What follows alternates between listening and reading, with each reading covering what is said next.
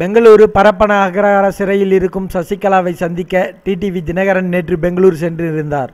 ஆனால் திங்கள் மற்றும் வெள்ளிக்கிழமை தான் பார்வையாளர்களை சந்திக்க அனுமதி வழங்கப்படும். இதுவரை இவர்கள் சந்திப்புக்கு அனுமதி கேட்கப்படாத நிலையில் வரும் வெள்ளிக்கிழமை வரை இவர் காத்திருக்க வேண்டும். இந்நிலையில் தேர்தல் ஆணையத்திற்கு லஞ்சம் கொடுக்க முயன்றதாக டெல்லி போலீசார் தினகரன் மீது வழக்கு பதிவு செய்துள்ளது. இவர் பெங்களூரில் இருப்பதை தெரிந்து கொண்ட டெல்லி போலீசார் கைது செய்ய பெங்களூர் வந்துள்ளதாக தகவல்கள் பரவியது. மேலும் சிறைச்சாலையை சுற்றிலும் பெங்களூரு போலீசாரும் நிறுத்தப்பட்டு இருந்தனர். இதனை அறிந்த தினகரன் பெங்களூர் சிறைக்கு வரவில்லை. சுமார் 3:30 மணி அளவில் பெங்களூர் நிர்வாகிகள் மட்டும் வந்து சென்றுள்ளனர். தினகரன் தனது சந்திப்பை 5:30 மணிக்கு மாற்றி தமிழக பதிவெண் கொண்ட கார் மட்டும் பரப்பன அக்ரஹார சிறையை சுற்றி வந்ததாகவும் சுமார் 15 நிமிடம் சிறைவாசலில் நின்றிருந்ததாகவும் கூறப்படுகிறது. நீண்ட நேரம் சுற்றித் திரிந்த காரில் இருந்து யாருமே வெளியே வரவில்லை.